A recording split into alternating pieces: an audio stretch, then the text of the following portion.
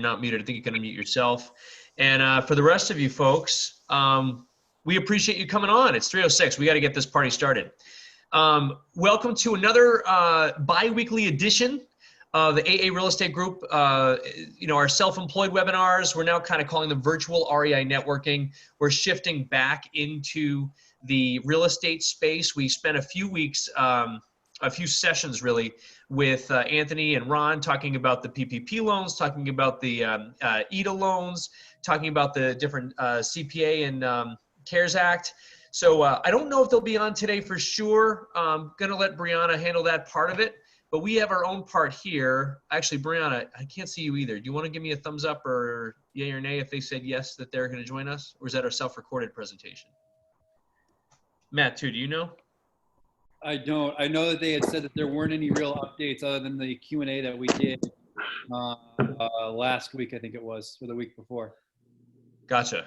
Gotcha. Okay. Everybody who responded to us previously should have access to it. Okay. All right. Gotcha. I do know, based on what one of our CPAs reported on Friday, they did modify some of the PPP guidelines, which is kind of interesting since they've already issued all the PPP work. But let's not talk about that right now. And you guys all know here that here's a disclaimer, right? We're not CPAs, we're not attorneys. There might be some CPAs and attorneys on this call. There might be some professionals on this call. We are real estate brokers, but we don't necessarily act as brokers. And here we're just sharing information.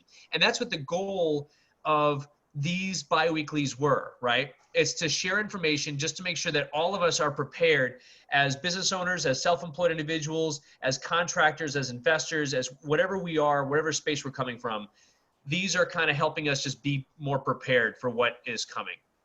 So this is, again, we don't have all the answers, but we're going to kind of share through this presentation as to what we see and what we're doing to prepare. And I would love to encourage some active conversation, especially if we have the extra time. I'd love Ron and Anthony to jump in but if they're not here, let's all jump in with some dialogue once we're through. And if anybody has any questions, as per usual, feel free to just type them into the chat. We'll be responding to them. Matt will be responding to them as we go. And I'm just gonna dive in. So here we go. Let me make sure I can see people, or see the screen rather. Last time I did this, I couldn't quite see. Okay. All right, everybody can see the screen here? With or without Jared? Here we go. All right, folks. So for those of you who do not know who we are, Matt and I and Jared and Brianna and Lori and a whole bunch of people on the team, we are a full-service real estate redevelopment and investment firm. We have a home buyers division. We have a short sale negotiation firm. We have an investor-friendly brokerage arm. We have a property management company for Northern Mass and Southern New Hampshire. We do some coaching, and that's kind of all of our branches under one roof. We're very active in the greater Boston, Southern New Hampshire markets, as well as Western Pennsylvania and Florida. And we try to keep our hands on the pulse as best we can, nationally and locally. Matt did an amazing presentation. I believe it was a month ago now. But if you want to check that out, I'm going to give Tim Lumen a shout here too. But if you want to check out AA Real Estate Group on Facebook, you will see all of the recorded presentations that we've done in the past. And the one most recently, I believe it was a month ago, Matt did one on all the statistics, local statistics, and why this particular recession or deleveraging will not be the same as 2008, 2009. So he did a whole bunch of great stats work on that. Tim Lumen, also a man who tracks the local stats. Tim, give everybody a wave. That's the man right there. He tracks an awful lot of local stats using a lot of data. Tim, do you want to give a quick update as to anything, where you're pulling data and how frequently you're pulling data? Data's coming every day almost. I mean, there's not necessarily real estate related data that pumps out every day, but there's always some sort of economic information that's coming out. I've actually been working, I generally just pump out a bunch of charts and graphs on mass stats, and I've been working a lot on a bigger national picture, new construction, existing housing, what I'm calling sort of the Airbnb wildcard. And I put together a whole slideshow for that. I'm hoping that someone's going to be interested in having me present that at some point in time. Nice, absolutely. I might just do it myself. We really appreciate all the work you put into that, because I know you put a lot into it. He posts that. You can post it in the Complete Deal Flow System, the Black Diamond group. Feel free to be posting that in the real estate group and your own groups. But those are great stats as well. So thank you, my man. All right, let's get into it. So here's what we know, right? Preparing for the future. COVID-19. We've all been hit and hit differently by this. And as we mentioned again, we're moving this back more into the real estate centric we still, obviously, most of this is applicable to small businesses of all types, but we want to kind of bring this back towards real estate. So you'll see kind of in general first, what do the phases mean, right? So Governor Baker announced his phases. Phase 1, which was to begin May 18th. Manufacturing construction can open only if they follow certain protocols. I know a lot of people have been rushing around trying to get those in place.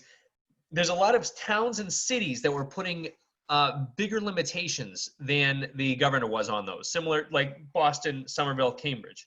So whatever towns you worked in, you kind of had to abide by whatever they wanted to put in place on manufacturing construction. I know that for us specifically, Somerville still has not allowed anybody into one of our buildings until June 1st, which is today. So you just have to, and you still have to follow a lot of guidelines.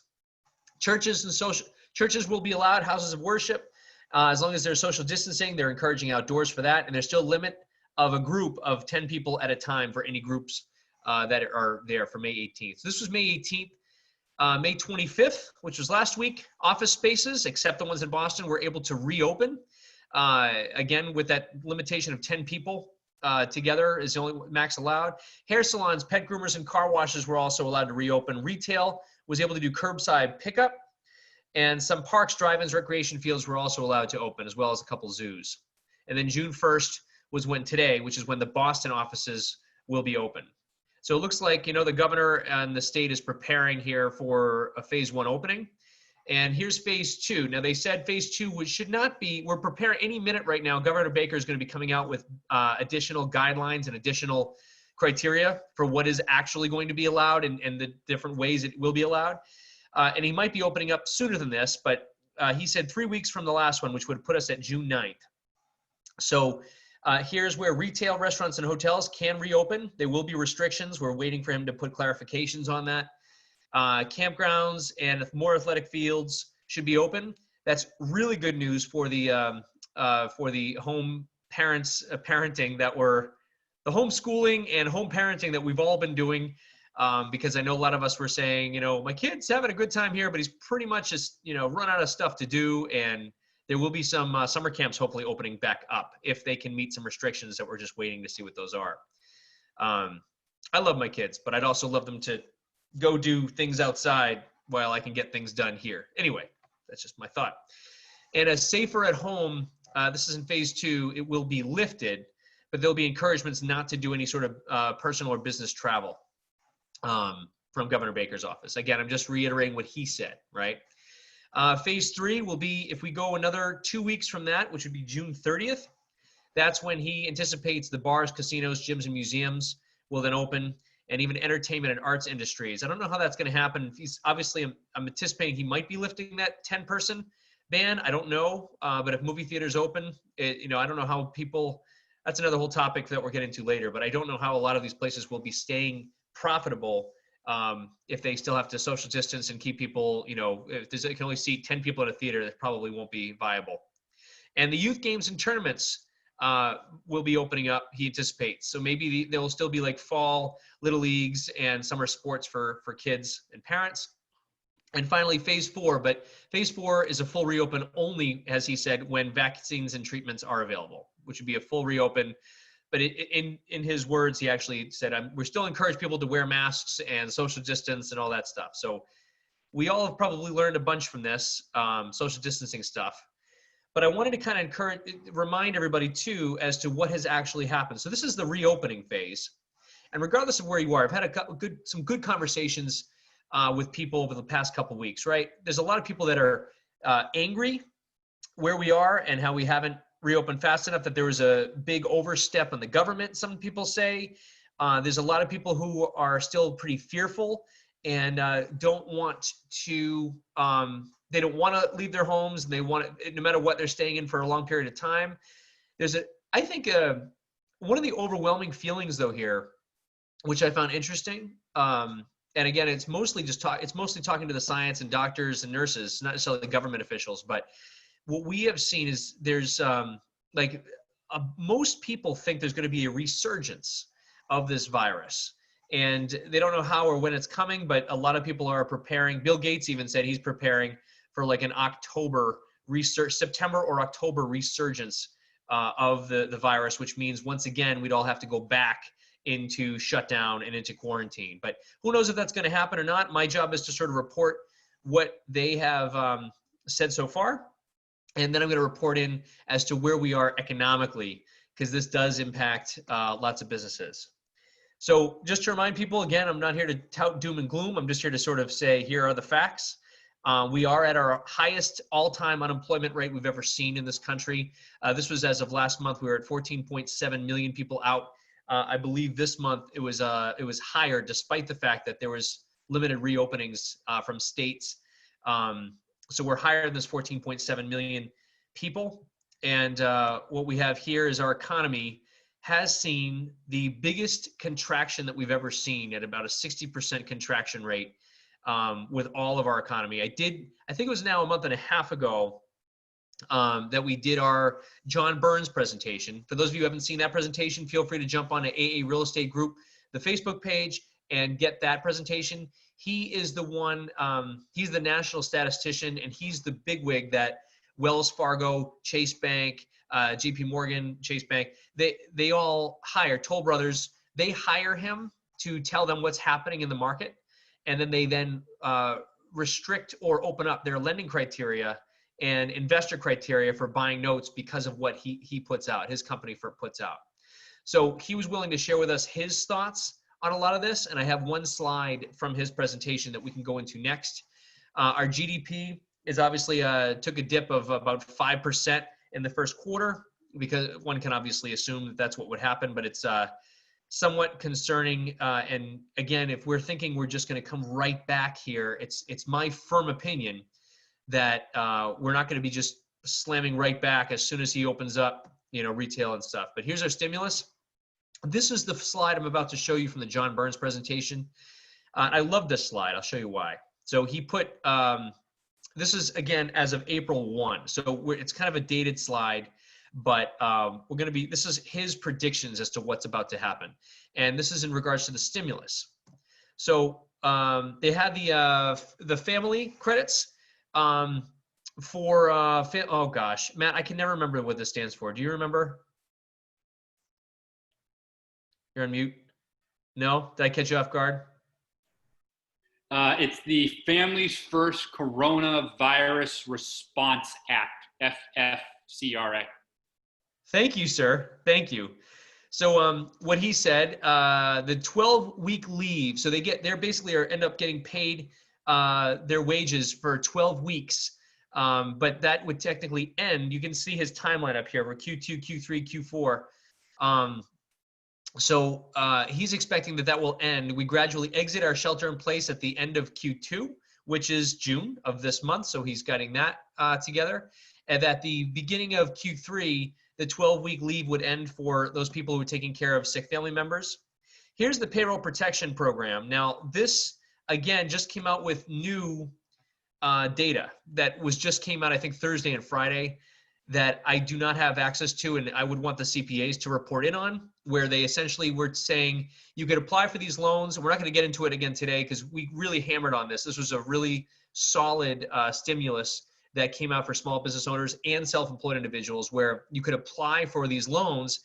And if you could show payroll or K-1 or self-employment income last year for the same pay period, or all of 2019, you were able to apply for loans through local banks, and hopefully you were able to get through with like a smaller bank, like a DCU. I know Chase and B of A let a lot of people down. Enterprise Bank, though, was there to serve a bunch of us. You could apply for this, and if you were able to use 75% of that towards your payroll and keep a certain amount of your full-time employees the same, you could get that forgiven to you. and there was a whole bunch of talk on how to track that forgiveness and how to put it into a separate account and only label the disbursements from that account as payroll or rent or utilities. So we did all that, right? And I hope a lot of people here probably did all that. But then they just came out and said that the forgiveness might be limited to only to whatever's, they laid out like whatever's higher, but it's limited to, if you pay it all in payroll, it would be limited to 75% of if you used it for 100% for payroll. So that was kind of like a raise in eyebrows thing. Well, we used it for payroll, so now what? But they also extended it from 8 weeks, I guess, to, and I don't want to say this number because this is going to be wrong. I'm not the CPA, but I believe it was like 3 months. If anyone wants to correct me, if you know this data, you can. But anyway, that was the PPP. Covered that in just 3 minutes here. What he's saying is, so people are now being incentivized to keep their payroll the same with their same number of full-time employees. And that money obviously runs out. It was an 8-week program. And if the fact that they're changing guidelines right now at week 5 won't help most of us who had already planned for the 8 weeks. So what that's going to do, right, is people are not going to have a lot of their same jobs. So once that incentive runs out and there's no more forgiveness and the loan is all paid back or forgiven, at that point, haven't industries learned this? Well, we're going to get to that slide. Haven't a lot of people learned to operate with less staff in this environment, right? So, and what's going to happen? So, or maybe well, there's the question right there, right? Here's our stimulus checks. I hope a lot of people got their stimulus checks if they did apply for them. What happens though in an unsafe or an uncertain economy? Most people just take that money and hide it under a pillow, a bed, or put it in their bank account, right? They put it right in the savings account and they're not using it to spur the economy on.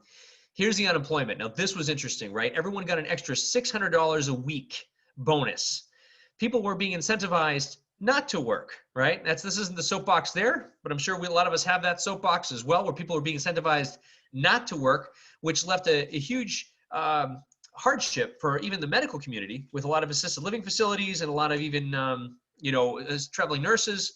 People were getting paid more not to work than to work, which was a problem. But anyway, they lose that after 4 months. And you see he pegged that in the later part of Q3 2020, right? So maybe in September-ish, people will be losing all their unemployment. And then what happens? After they lose that $600 a week, can they then afford, here's just a thought I'm throwing out at you guys, can they then afford to still pay, keep their lives going, pay their mortgages? Can they still afford to do maintenance on their homes? Can they still afford to keep up with their car payments? A lot of things to think about once that lets up, and if they have not been hired back, which is another huge fact that I think we're going to be facing. So there's the income decline for those that are still on unemployment, and what can they then afford or not afford at that moment? That'll be late Q3. Student loan forbearance, he has that pegged again, and at between Q3 and Q4, where the payments will return to the student loans, and the mortgage forbearances. So here we have a lot of people who were having trouble with their mortgages because they were impacted by COVID, by unemployment, by reducing the number of hours, by reducing incomes. And they were able to obtain these maybe 90-day deferral of payments or forbearances on their mortgages, right? And what happens here? So, well, there was a bunch of different options that they had. And again, if there are loan officers here, feel free to speak up if you guys have more experience in this. But the experience was a lot of those lenders were going to tack that 90 days on to the end of the loan. But there's a lot of them that were expecting the homeowners to save up 90 days worth of mortgage payments to then pay it in a lump sum due at the end of the 90 days. And there are others that they're not just willing to just put them back on their same schedule. They have to now re-amortize that 90 days of missed payments into their loan, which would mean a loan modification or essentially a refinance, but a loan modification for them. And can they now afford the new payment, right? Even those 3 days are going to affect that payment. So what's going to happen here? What is going to happen here? And he has that pegged in 2020 of Q1 for that impact to really be felt here. So what's going to happen? We don't know. Are they going to modify it? Are they going to tack it onto the end? Or are they going to say it's all due right now? And if you don't if you don't pony up, we're going to start the foreclosure process, right? Foreclosure moratorium, remember, is still in place. So, and that won't be lifted until I think 6 months after the state of emergency is lifted. So interesting just to think about it. And here's a rent forbearance. Once again, if we have Rich Betstein on today, again, I don't know if he was planned to come on today, but he's been kind of leading the charge on a legal battle on behalf of the landlords of the state against the legislation that was put out that sort of just put the eviction moratorium and the language in the eviction moratorium and what we can and can't do with tenants as landlords. So they don't necessarily have to pay rent, but we technically would still have to pay our mortgages unless it was owned personally and you did get that mortgage forbearance. But then what happens at 90 days? Just pushing all that out there, right? There's all these what ifs that could and couldn't happen. So I love this slide. I kept this here to share this with you to remind you kind of what he felt was the good predictor of the timeline of what's about to happen after the stimulus kind of lets up. And then we get into kind of preparing.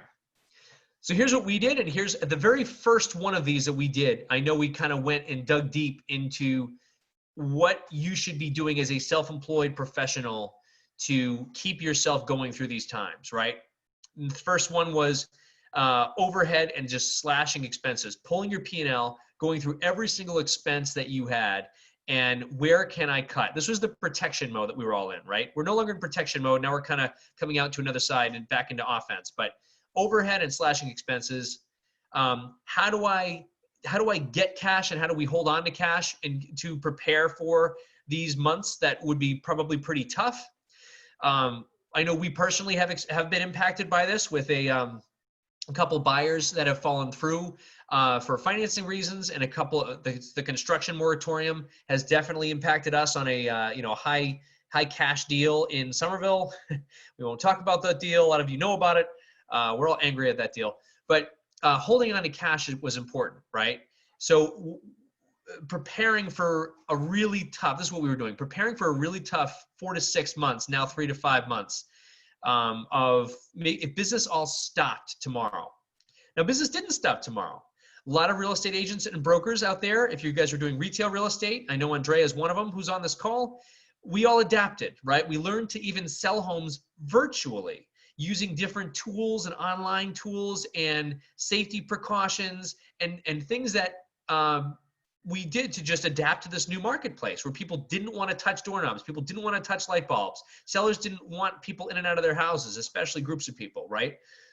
So what could we do to modify our procedures to make that better? But more importantly was holding on to cash, taking advantage of the stimulus money and the tax loss harvesting. Again, I'll let the CPAs talk about that. That's now the next deadline, right? June 30th is when the new tax return deadline was for people from April 15th. So if you have not filing an extension, now's the time to get with your CPAs and find out if you can benefit from the carryover of passive losses from years past, which is pretty cool. And right now we're in what I call the gap, right? We're having a challenge. We're being propped up by the stimulus money. We're being propped up in the real estate market, which is a good thing for a lot, but also just so we know where we are, right? Sellers are still getting bidding wars on their homes because the lack of inventory is still stupidly high, and buyer demand was high going into the quarantine and going into COVID. So here we are where buyer demand is still high. People still were looking to downsize. People still were getting divorced. People still were looking to just buy a home from an apartment. People were looking to upsize, and this hasn't changed, especially since the quarantine. People are looking to get the heck out of their multifamily apartments and maybe buy their home with gifts from their family, right? Or if they've had down payments saved for a while. So buyer demand is still very, very high. Inventory is still very, very low, which is keeping bidding wars happening. Prices are stable. And the question is, but for how long, right? If you look in the past, real estate is a lagging indicator of the economy. So if the economy is starting to falter, real estate, commercial real estate is a different animal. We'll talk about that in a minute. Luxury real estate kind of feels it first. That's usually a lag of about 4 to 6 months. And then the residential, like under luxury market, starts to feel that after that 6th month mark, typically. So right now we're probably in months 1 or 2. And again, I'm just making this up. I'm not even an economist. I like to study data and stats and graphs though. But I feel like we're in months 1 or 2 of that 6 month time frame where there's going to still be stable pricing for a while. and even post 6 months.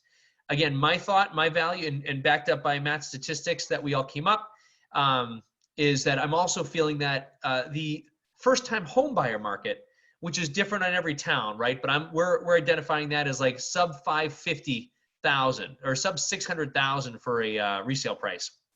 That will still remain strong, again, because of this very high demand that is still here, even as inventory starts to increase on the market. So that's where we're at for that. Here's just thoughts and things to think about. So we at A Real Estate Group, right? We're a small office, small business. Our lease was up June 20th. We ultimately had plans to buy and develop a piece of property that was going to be, a large mixed unit development with restaurants and a massive like 5,000 square foot office and training facility, right? We were going to be doing that. We had all these dreams and these plans, and it was going to be amazing. But then this happened. And we know that, again, with what our plan was, overhead slashing expenses and holding on to cash, we knew that we didn't know what was going to happen in these next 6 months or 8 months or 10 months. But we did have a feeling as to what would happen in 12 months and 14 months.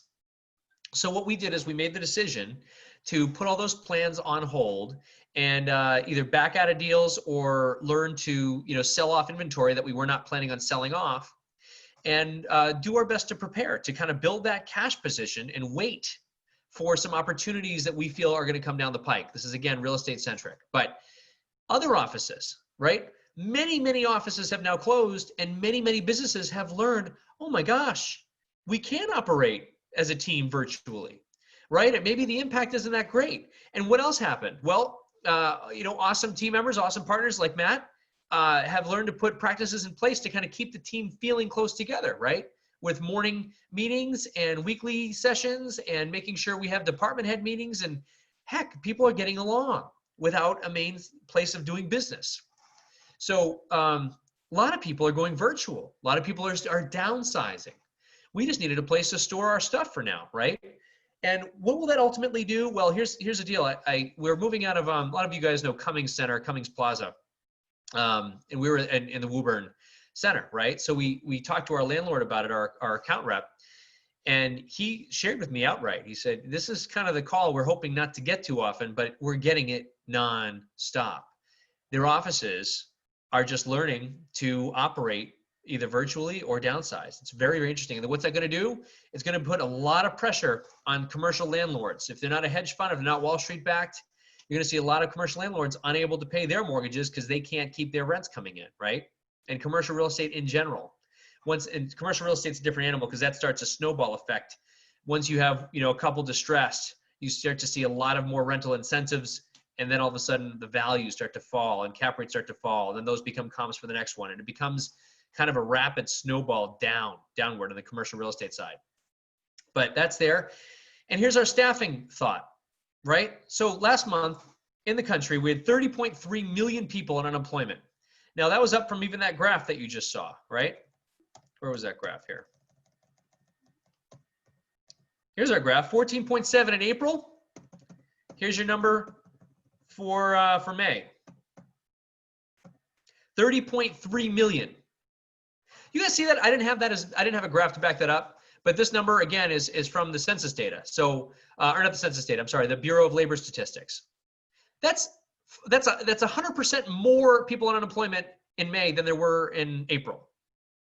So I don't know if that's a trend. I know that that's where this is obviously the biggest part of the impact, and now things are going to start to open back up, right? But will these 30.3 million people on unemployment have jobs again when they come back to the workforce?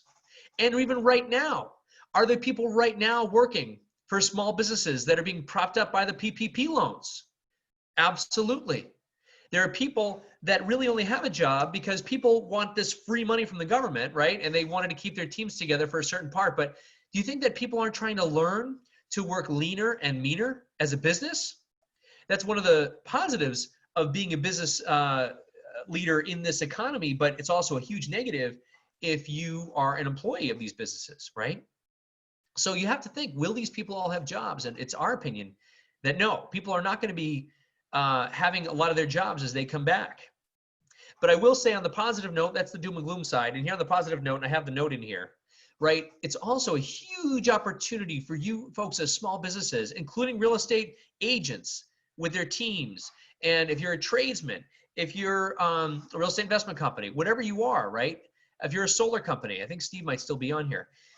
This is an opportunity for you to pick up some really good talent, right? Because there's people who've been let go from these corporate environments and these layoffs that are solid people that maybe you couldn't have afforded 2 years ago, 3 years ago, right? And now they're probably enjoying their $600 a week in added unemployment.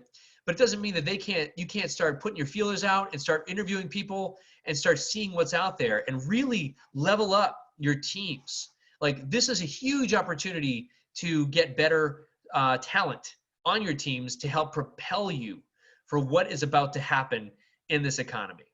And I might be talking a lot of doom and gloom with you folks, but it's more like this is just the facts and where we are. The truth of the matter is, once the medical emergency is out of the way, and this too shall pass, right? Done a hell of a job as far as the medical professionals in the medical field working through this. And this too shall pass. And there might be another resurgence. There might not. I'm not here to talk about that, but I'm here to say this too shall pass. And what is going to happen after, what we think is going to happen after, is going to be a massive shift of opportunity and wealth if you're prepared for it. So that's kind of how we feel. And here's our take on it. Many businesses, we just sort of discussed this, many businesses will not be hiring back all the positions, especially after the PPP loan runs out. Offices, retail, and restaurants, while phase 2 are allowing some of them to open again, similar to New Hampshire, I believe, with outdoors and social distancing and masks and all that. How many do you think are not going to open after this? How many do you think, even if they were backed by Wall Street, could not handle a takeout delivery business?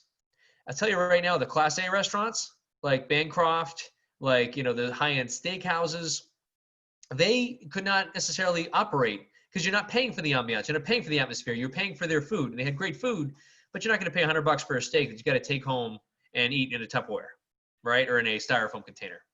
There's going to be a lot of these restaurants and retail that just won't open back up at all because they couldn't quite make it. Another thing that this quarantine and what COVID-19 has done is it has exposed many, many businesses that did not have the either wherewithal or the cash to withstand, right? They did not have the liquidity to withstand the storm. And if this doesn't teach all of you, like it's teaching us a lesson too, this is very different than the 2007, 8, and 9 crash. This is a lesson where it all kind of stopped all at once, right? And you have to say, if I have zero business for these next 4 to 6 months, if we can't make one sale, if we can't sell off one house, now that's not happening, but if it was, right, we have to ask ourselves these questions. How do we stress test our business? How do you stress test your business? Can you operate for 4 to 6 months with no sales? Very difficult, right? And that's where, if we're all learning that, if nothing else, huge opportunity for us as business leaders and business owners to try and recreate ourselves, right? As we head into the next, I don't want to say the new normal. I hate that term. No more new normal, but the next phase of wherever it is that we're headed, right? And then that last note, tons and tons of downward pressure on commercial real estate.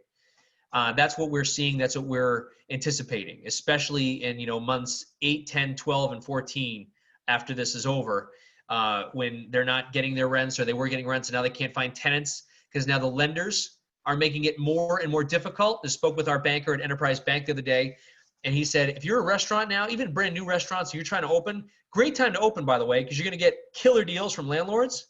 But if you need financing, banks are looking long and hard at hospitality for financing. They're still doing it, but they might make you come up with 12 months of reserve, right? They might make you come up with higher levels of insurance, including an added rider to insurance on if something like this happens, a force majeure that they are still paid and you're still taken care of. They might make you come up with a bond that you have to put up of a $25,000 or $50,000 bond in case something like this happens. Like, this is not going to be the same as it was 6 months ago, 8 months ago. So we're seeing offices, retail, and restaurants probably will not reopen. New ones will emerge, but they're going to need to be in the position of having lots of cash and lots of reserves to do so.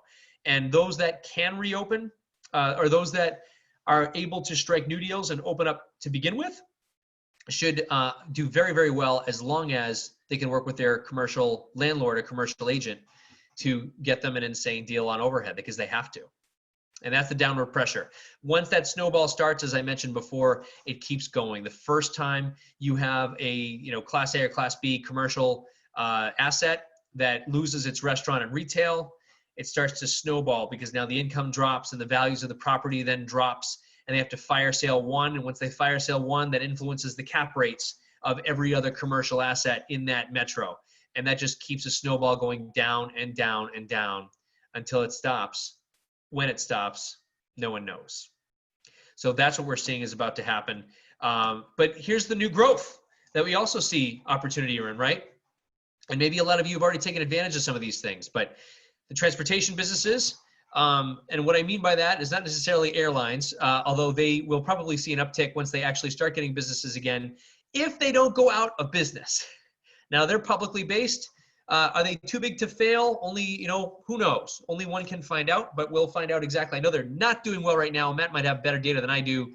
Have any of them filed bankruptcy yet? I can't put Matt. Do you know that off the top of your head? Is he still there? He's gone.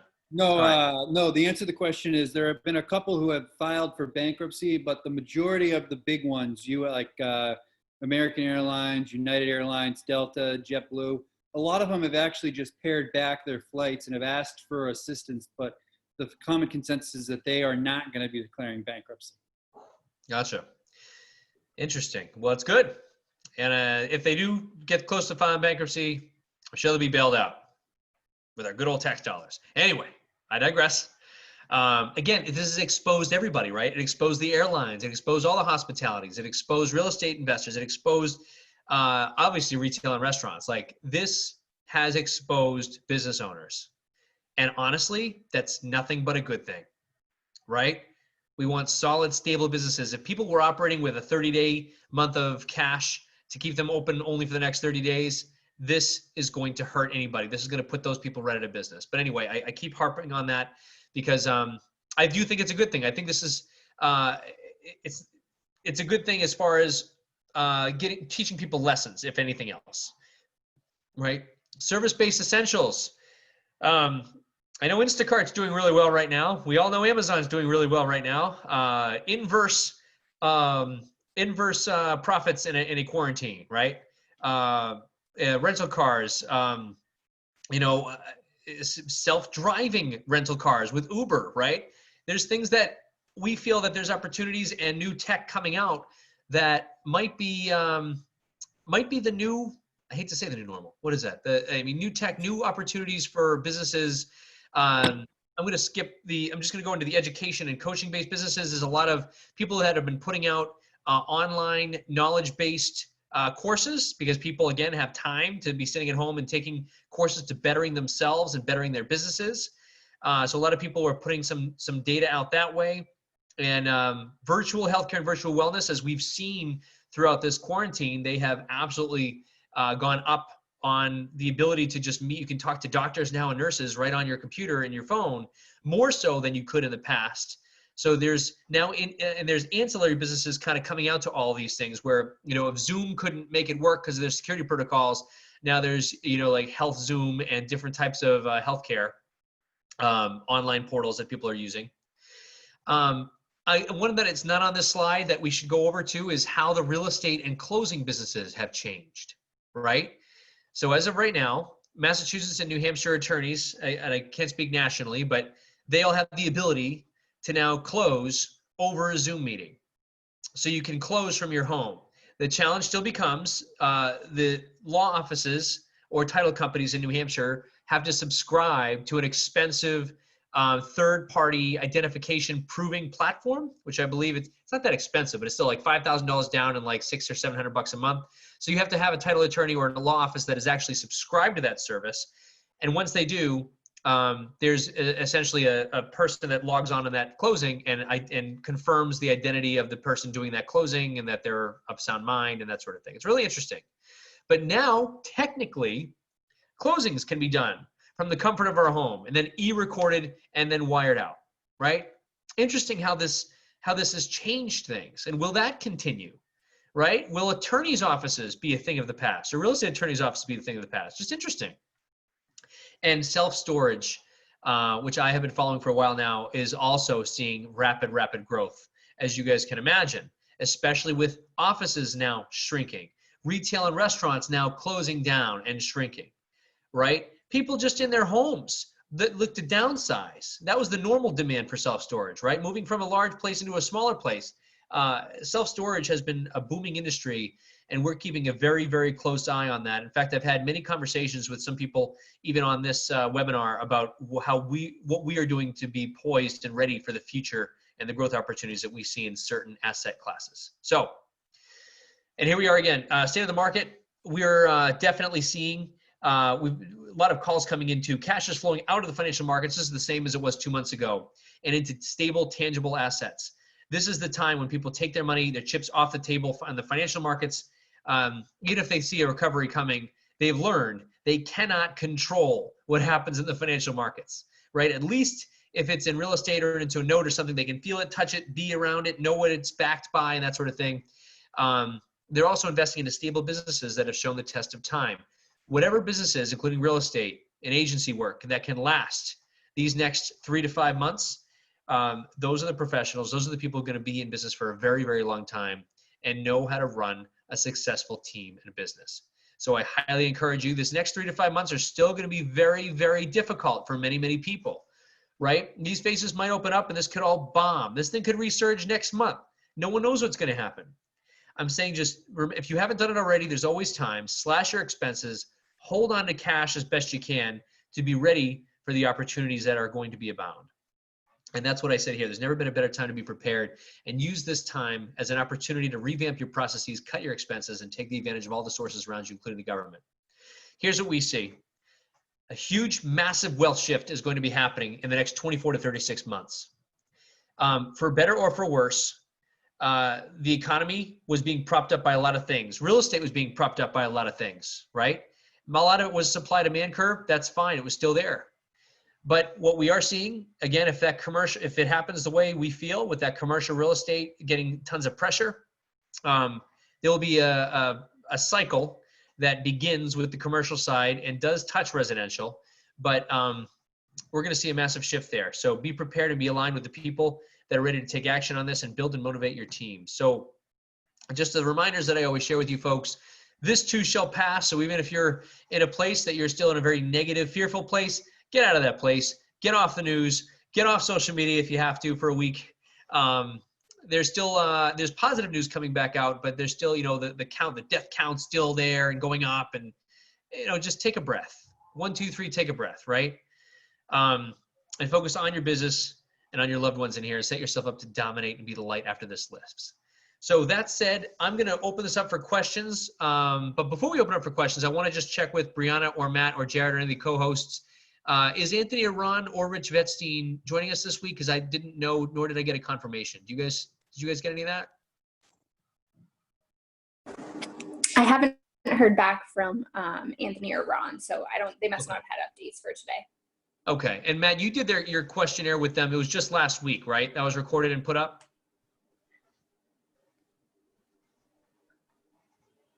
Matt? Yeah. Sorry, my internet's here been brutal and it keeps keeping me out, but I'm back. Okay, sorry. You did the questionnaire with them just last week, right? And you put that up on the socials? Correct. Okay. It should so also, it's on, I know for a fact, and Brianna can answer this question as well. So Brianna, jump in if I'm missing somewhere. It should be on Facebook, on our page, as well as if you subscribe to any of our previous webinars, you should have received it in your email as well. Yeah, I don't think we sent it out in the email, but it is on the AA Real Estate Group Facebook page. Okay, got it. AA Real Estate Group Facebook page, which is right there at the AARealestateGroup.com, I believe, for Facebook. So that's cool. Those are our thoughts. We're sticking to it. Does anyone? Oh, Jared, you're on now too. Good to see you. Does anyone want to just do a general chat? I'd like to open this up for a dialogue. And if you want to chat, any one of us can just unmute you, or I don't know if you can mute yourselves and just sort of have a general conversation or questions. Anything you guys want to talk about today? And Nick, great presentation. I've heard some estimates from experts that we're going to see a decline of about 4% in residential prices over the next year or two. What do you have a forecast, or what's your opinion on that? Sure. That was that Steve? I'm trying to see who Yes. that was. Yeah. That's Steve. Okay. So again, not speaking as, I mean, speaking just as as me, with no licenses or professionals. I feel right now we still have such a high demand curve and at a low supply, right? So I feel like this is going to last. And even just looking at the past cycles, this real estate as a lagging indicator will, no matter what, last 4 to 6 months on its own. Never mind that we have such a high demand curve right now. So I'm seeing prices stay stable for about 6 to 8 months would be my guess. I would say longer than that, except for that's when, again, the 90-day, the foreclosure moratorium might be lifted by then, and the 90 days of the forbearances might be lifted by then. And no one knows, that'll take another 4 to 6 months to really hit, which is Q1 of 2021. So I see them staying stable if you're under that $550,000 price point for the rest of this year. Now, I was the first one to say, this was the crash that we all needed, and this was gonna, this is gonna melt down pricing. But I didn't understand the demand curve was so hot. Do I think luxury is gonna take a dive? I do. I think that's gonna go down probably 6 to 8%. I would say if you're over that 800,000 price point and you're not near Boston. Again, if you're Boston, Somerville, Cambridge, you're in a different beast there. People are always there's always demand there in those places. What about construction costs? Have you seen a rise in that since the pandemic? We haven't seen a rise in that. We've seen delays on that in construction costs. But conversely, I am talking to my commercial developer, commercial builder partner, and I'm also we're forecasting that, again, going out in 12 to 14 months, that hard costs will finally be coming down. Labor for sure will be coming down, we feel, in 12 to 14 months, because again, the impact on the economy was the lack of liquidity, right? Capital markets dried right up. Matt and I watched as, Lima One, Lending Home, and people just stopped lending all overnight. And that was because of Wall Street. The Wall Street capital markets dried up. But now they're coming back and they're making headway. But we strongly feel that the labor is going to go down. And that hard costs, the commercial builder partner that we work with, he feels that hard costs the material costs are going to be coming down too, especially as things open back up, in China and wherever you get your steel from, wherever we get our supplies from. So Steve, to piggyback off of that question, to take that answer a step further, I think we've seen costs go up really within the last 12 months as we saw an increase to the tariffs. There's one big element of the unknown, and there's potentially one more black swan event, which is the election cycle coming up here in November. Depending on what happens with that, things are either going to see a radical change or they're going to stay the same, if not continue to shift in the direction that they have been trending for the last year. So it's a known unknown, and that's kind of where things could be going one way or the other. So I think we've seen the material cost go up over the last 12 months or so, whereas the labor cost has come down, so to speak, with it. But is that trade-off going to continue where it is? Most likely, we're just going to have to kind of hold serve and see what November the 4th or November the 6th brings this year. And if things stay the same, tariffs stay where they are, then the cost of materials is only going to continue to go up. Construction costs are going to continue to go up. I think they're holding steady right now, only because we've seen that dip down in the labor side of things. But the materials have constantly gone higher and higher over the last couple of months. Thank you.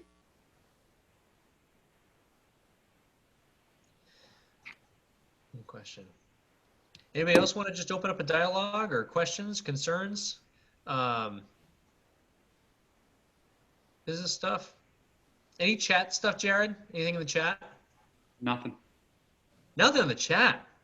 Usually this is like man, I must have had a boring presentation today. Usually the chat's all lit up. Hope we brought some value today. Anybody else? Guys, we'd like to encourage anybody, even if you're on the phone, just chime in And whether you're worried about something, nervous about something, or just want to just talk about the economy in general, we love to. We can keep this short today at an hour, but we do have, about 20 more minutes if we wanted it. So just to encourage some chat if anyone wants to jump in.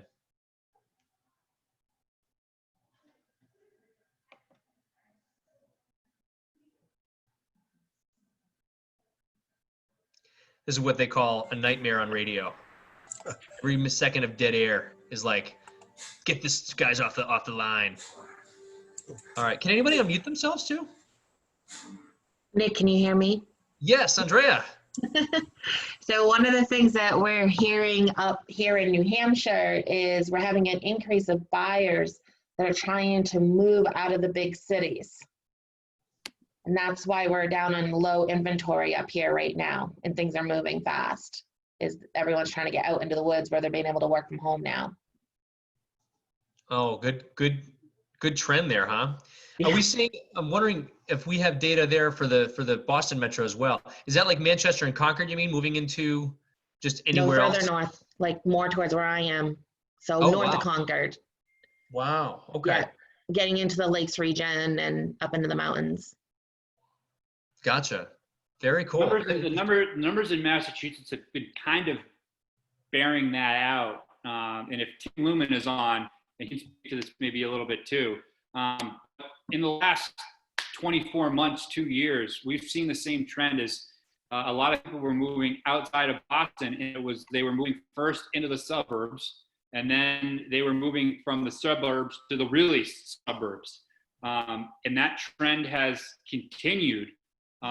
Really, as I don't think there's one data point or rationale that you could point to and say that's the cause of that particular exodus, so to speak, other than the fact that I think people have given up on the city landscape, and with the influx of Uber and Amazon delivery services of food, people don't feel like they need to have that attachment to the quote unquote big city now. And you're also seeing it with COVID. It's been fascinating to see where people who classify themselves as millennials and Generation Xers, where they have been fleeing to. I'm looking at all my friends online. They're going to, out in the woods, they're going camping, they're going away from the cities. They're taking their laptops and they're working remotely, and wherever they can establish internet, that's where they're going. They're going to their parents' second or third home. We're down on the Cape. We got out of the city beginning of last month, in the month of May. Just decided to get out of the city ourselves. So we've been down on the Cape. There are, our next door neighbor has his kids down here. Next to him has his kids. So it's multiple generations coming together in one house now. And I think this is a trend that we've been seeing over the last couple of years. I don't think there's any real causative effect to it, but I really do think this trend is going to continue. And if anything, I think that's actually a good thing. I think it's going to spur movement outward, and it's going to increase action in the suburbs to bring some of these businesses back to life quicker, because there's going to be demand in those sections for some of those businesses to come back to life quicker. Yeah, Matt, I don't have any hard data on that specifically, but I have read a lot of stories. I have a friend in Vermont, rural, Burlington, I guess it's pretty rural to us anyways, sent me an article saying that there's just a lot of people moving in houses. Even dumps are just flying. Yep. Because people want to get out of New York City, and yep, if they could work from home and they never have to go back in, like, Twitter and some of these major tech companies are either announcing, part-time stay at home, or full-time, you just never have to come back into the office. There was one Airbnb market over the last 60 days that has seen uptick. Every other Airbnb market was down since the start of COVID. There's been one market that's up. Does anybody want to take a guess on what that market was? Industrial. Close. It's actually been the smaller sized houses in the Hamptons off of New York. Everybody did a mass exodus from New York in the beginning of COVID out to the Hamptons on Long Island there in New York. That's been the one market that has seen a growth on Airbnb in the last 60 days. And that's exactly where the trend is right now. Same thing, not to the degree here on the Cape, but there was a study that came out from the Boston financial market that pulled all the financial executives in Boston, and they said, where would you feel most comfortable working? The number one response, here on the Cape. Yeah, I think Airbnb is a real wild card. I don't know what's going to happen with a lot of these businesses. There was a fascinating presentation that was given in one of our masterminds back in, actually it was the same week that everything hit. And it was a fascinating model that called attention to the fact that Airbnb and Uber, and Nick touched on this a little bit in the presentation, with all these new companies that are coming out and trying to create new ideas and spurring new innovation. Companies like Airbnb and Uber are going to be just fine coming through this, because their greatest strength is the fact that they're relying on other people's debt and other people's liabilities to spur growth. They don't own these properties on Airbnb. They don't have mortgages on these houses. They're dependent upon other people to go out, buy the houses, take out the mortgages, and then put them on their websites. Uber is dependent upon you going out, either leasing or buying a car, and then signing up to use that debt on their platform. So it'll be fascinating to see what happens. It's been incredible to watch the trend on Airbnb in terms of, if you just start going through all the listings and try to find addresses for some of these things, and then watch when the mortgage or pre-foreclosure markets open back up, what's going to happen with those properties, and how many of those people are going to have to be in some sort of foreclosure because they are so dependent upon, especially in the summer months, for month-long vacation rentals to be paying that mortgage. Yeah, that's more what I was thinking about with Airbnb, is not the company, who cares, the the operators, how long can they survive? Yep. I think there's been such a run up in the last year where I would hope that a lot of these Airbnb operators who were seeing such wild success were socking away a lot of that money to put it away for just these types of opportunities. Do I think that we as humans have that ability to do that? Yes, I do hope in our hope that we have that, but my gut tells me that that's not the case. And a lot of these operators were just saying that this trend was always going to happen and that there was nothing that could have forced them into any sort of problem. But here we are in this point in time where tourism has almost all but ground to a stop. I think there was some stat that I saw that Logan Airport, for example, has something like 600,000 people trekking through their airport on a given day, and they only had about 100,000 going through their airport for the month of May. So per day, that's not a lot of people comparatively. So all things on that side of things, it'll be a fascinating realm to really take a look at. To that end, right? We as humans are emotional. So while as robots, we all know and prepare for the rainy day, it's sometimes difficult when you're in the moment and things are all crazy and you see these great vacation opportunities, or you're an Airbnb operator and you say, I'm just going to buy another one and another one and another one, and leverage. And that's why we have market cycles, right? But I forgot to bring up this key topic, and this is actually a really good topic to bring up for those of you who a long time ago had applied for the SBA EIDL loans, the EIDL loans, Economic Disaster Injury Loan. So real quick, I'm not the CPA, but I'll tell you guys again in very fast terms what I understand as a borrower of these loans, what happened. So at the very, 8 weeks ago, 10 weeks ago, 12 weeks ago, whatever it was, SBA first came out and said, hey, we've just marked the entire country as the disaster loan. If you've been impacted, go start printing out these loan applications and you can apply for this disaster loan, and it'll be based on your profit and loss from last year. So, you take all the paperwork put together, and, it took like a full day, you get all the backup, and you submitted it to a fax machine and you heard nothing. Then the next week, they said, forget all that, just go to this website and pop in like 8 pieces of data. Some of that was gross sales, gross expenses of last year, and that sort of thing. And we'll let you know. So that whoever applied for that was the same portal where it said, would you like to have an advance of $10,000 on the bottom? And most people clicked, yes, I would. And you either got 10,000, or they then modify the guidelines after you've already checked the box, just like they did here with the PPP loan, right? They said you can only get like 1,000 per employee that you showed on that application. So some people got 0, some people got 1,000, 4,000, 6,000, 10,000. You got some where you didn't get any, right? So that was an advance. That was if you were denied on that loan application that you submitted, because you submitted a loan application, whether you knew it or not. You didn't know how much you were going to get, but you submitted a loan application. If you were denied the loan application, that was a gift to you. It was a grant.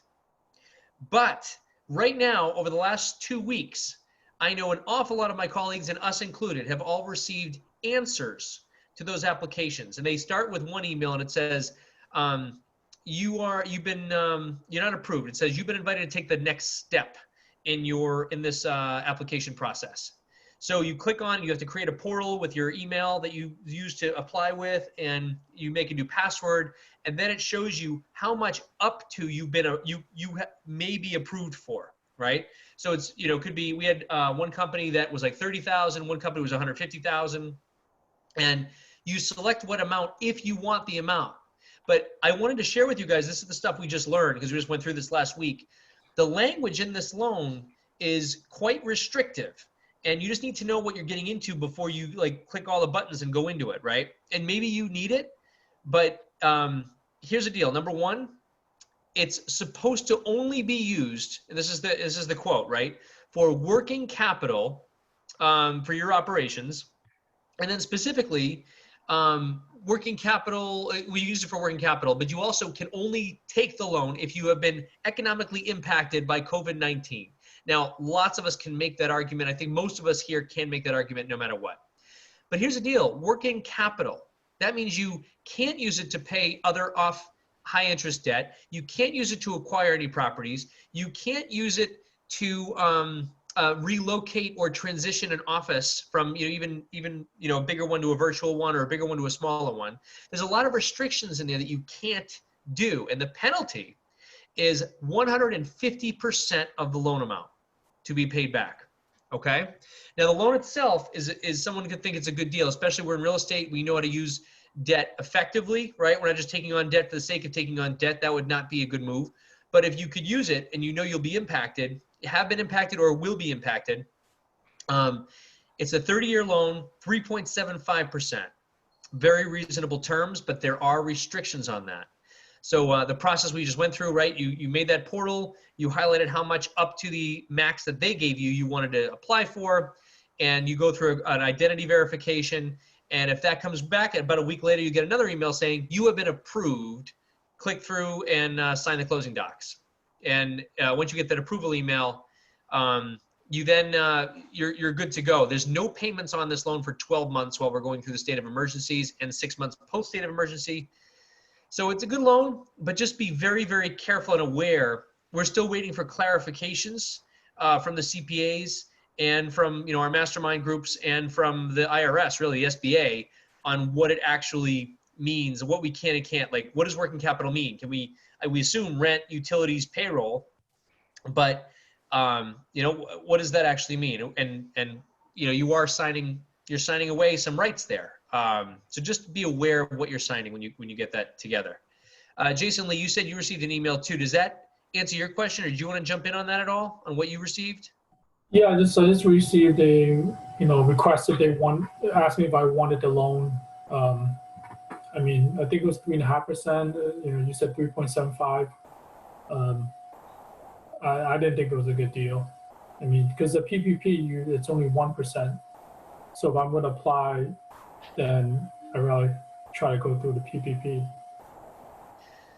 Yeah, the big difference is the PPP is actually, it all depends on what you're needing the money for, right? The PPP, if you have payroll, again, for yourself or for staff, that technically is forgivable. 75% of it or 100% of it's forgivable after they get their crap together and put out better guidelines. We thought it was 100%. Now they're looking at if you use it 75% for payroll and the rest for rent and utilities, you're good. If you used it 100% for payroll, which we thought we were good, now you have to back that down to 75%, 25% for the other stuff. Doesn't matter.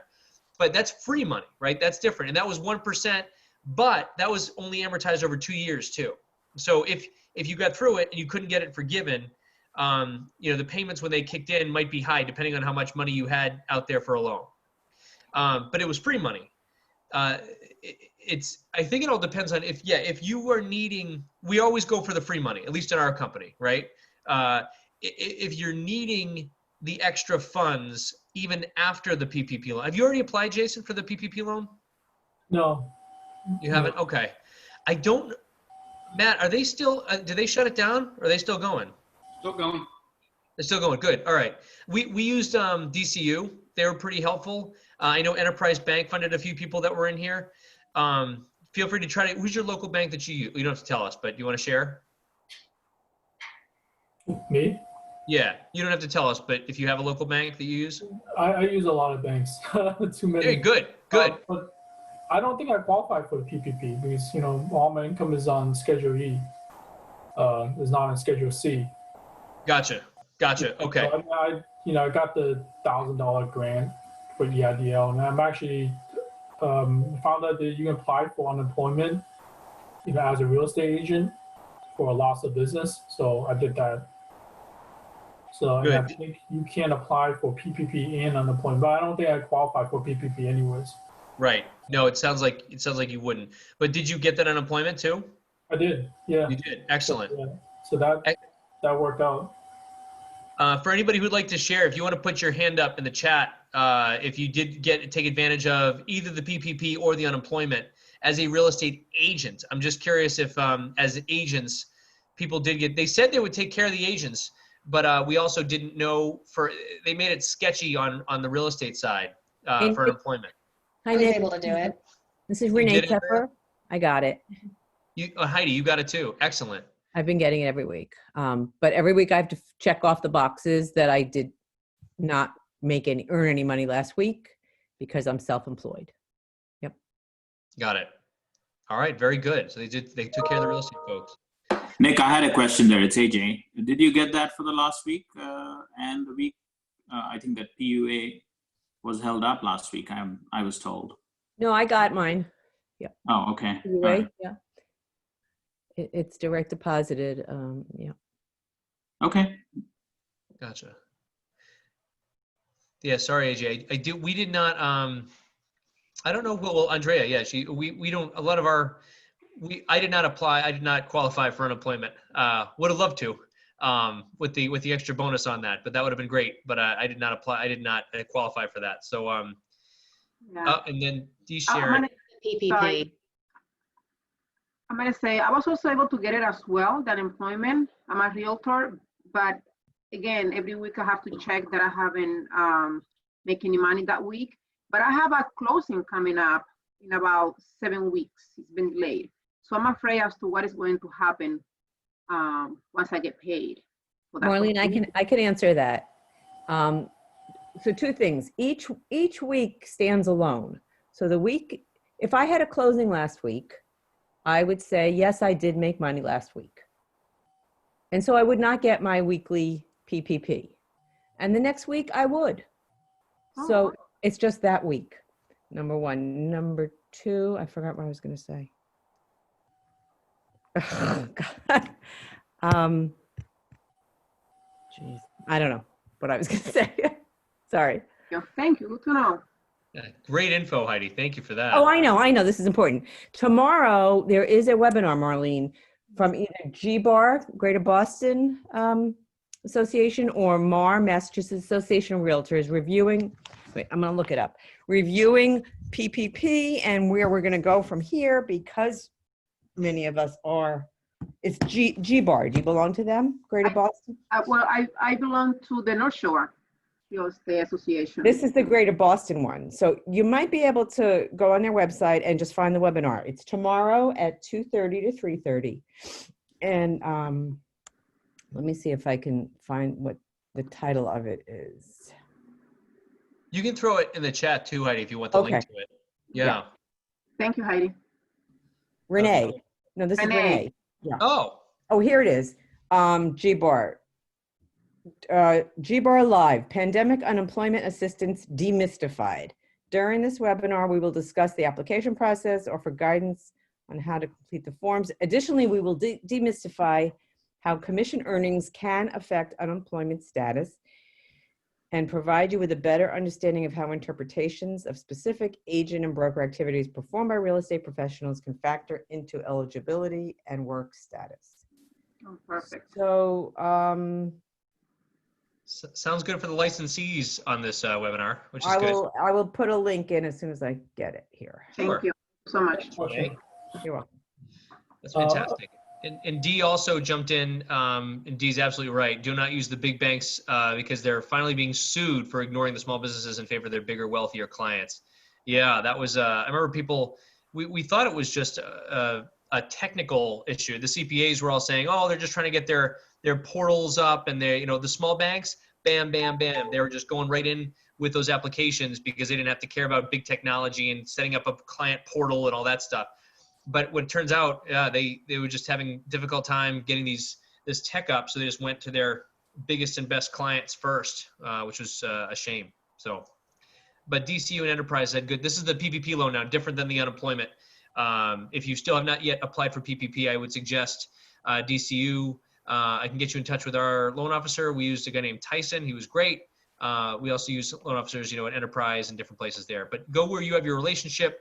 If you don't have relationships at a smaller bank, we can get you hooked up with one of the smaller banks we use. But this was good. I think that was a solid piece of info too with the unemployment side. Does anyone else have anything they wanted to bring up? A question. What do you guys think about, all the college students that in Boston that, aren't there, probably went back to their, parents' house, and their parents are obligated to pay the lease, but probably by September 1st, they're not gonna renew, or they're not gonna sign a new lease. So there might be a lot of vacant rentals coming up. I don't know if, what you guys see on that end. Plus, with the addition of the Airbnb, there's a lot more inventory for rentals. We touched on this a couple weeks ago in our collective conversation about where the market is for the city of Boston right now. I envision this being a huge problem, especially for the large groups or not groups, the large companies that have been over the last 10, 15, 20 years collecting college rentals over in the Brighton, Alston, Cambridge, Somerville, Brookline, primarily areas catering to Northeastern, BU Medical, Tufts, all those colleges are packed over on that side, even down into Roxbury as well. Those people right now are really going to have to figure out what their game plan is come September 1st. I don't think September 1st is, this could be the most bland September 1st that Boston has seen in the longest time. And for those of you who aren't familiar with what September 1st is, September 1st is the college move-in day for everybody, and it's really an absolute nightmare trying to get around those parts of Boston. There are going to be a lot of large brokerages, so to speak, who really have to figure out what they're going to do to pivot. There have been a lot of parents who have actually taken up cases with their landlords, basically saying, our daughter or my son's lease started in September. You have force majeure in the contract. Here's the problem. The schools all said that we needed to go home.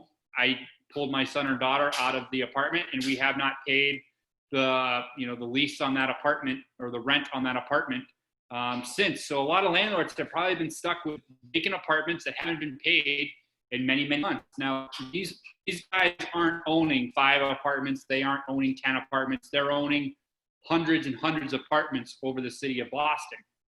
Do I think they're going to be necessarily motivated sellers? No.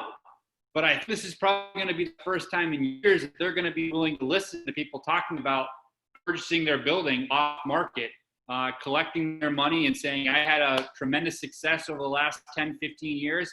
Time for me to maybe think about paring my portfolio back a little bit.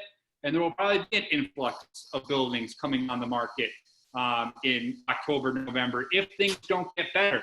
Now, we've already seen schools like Northeastern, like BU, who have come back and said that, yes, come September 1st, we will be doing live, in-person, on-campus education. We'll see if some of the other schools in the Boston market come back around and take that same approach. I think it's too early to say, and the schools that have held back, a la a BC, a la a Tufts, have made the right decision in not announcing their plans yet and are still formulating to see where things go. But I think we're going to have to kind of hold that conversation off right now until October, November, to see where things settle and see if the kids actually do come back to Boston. I don't think right now that there's any talk that a lot of them want to come back, but we shall see where things settle September, October, November. It will be fascinating to see in Q4 of this year what the multifamily inventories in downtown Boston. When I say multifamily, I'm not just talking duplexes. I'm talking about those 3s and 4s and 4+s, what those inventory numbers tick up to in Q4. Great feedback too. I did just want to let people know for future networking groups here, just to mark your calendars, June 16th, it's a Tuesday night at 6 p.m. That's June 16th. It's in a couple Tuesdays from now. That's the blackdiamondrei.com virtual meeting night. Jared, are you on? I think Jared is put it up. But yeah, blackdiamondrei.com. You guys can check out the topic for that one, June 16th at 6 p.m. And the next one of these meetings, we've been trying to keep them bi-weekly. Well, first they were weekly, then we went to bi-weekly. And now, barring any sort of big updates, we wanted to kind of let people, it's now June. I could put it up to a vote too. We were thinking about doing the next one in a month's period. But if we think that bi-weekly would still be better if we do another one in 2 weeks, or is that just too many in an amount of time? Anybody want to throw up their hands if they feel like bi-weekly is, or just put in the chat if you guys feel. Would you like another one of these in 2 weeks, or do you want to wait 1 month and we can gather as much data as we can and report back next month with more data? That would be great. We have one vote for 2 weeks. Steve, okay. Cool stuff. So for right now, why don't we all book for in 2 weeks from now, which would be June 15th. Well, that's okay. That's one night. That's the day before the Black Diamond event. Okay, we get 2 votes for 2 weeks. That's the overwhelming majority here of the people who are on the chat. So we'll do June 18th at 3 p.m. for the same time here for another topic. I think we do have to re-register again, right, Matt or Brianna or Jerry? Yeah, so we have to register to get a new link. Okay. You can find that, though, again, at aarealestategroup.com or on the Facebook group to re-register. Awesome. We appreciate this, you guys. This is very good. Thank you very much for coming on and attending. I mean, we try to work hard to kind of bring some value to the table. We hope we're bringing value. And we appreciate you guys following along. We're trying to help people. So if there's anything else that you feel like we want us to get data on or bring on as a guest speaker, just let us know. That's our job, to try to, at this point, use our network to really help us all succeed and prepare for what's coming. So I guess that said, that's we're at the look at that, perfect timing. We're 7 minutes early. Thank you, folks, very, very much. Matt, any closing words or anything? No, everybody continue to stay safe, be smart. Hope your businesses continue to grow and continue on here as we hit the halfway part of 2020. Yeah, hey, Nick and Matt, this is Robin. Thanks a lot for doing it. I didn't add anything to the chat today, but I appreciate the effort and I really appreciate the information today. Appreciate you being here, Robin. Thank you so much. All right, cheers, everybody. Go out and kill it this week. Here we go. 3, 2, 1. Shut up and do it. Thank you so much. Thanks, guys.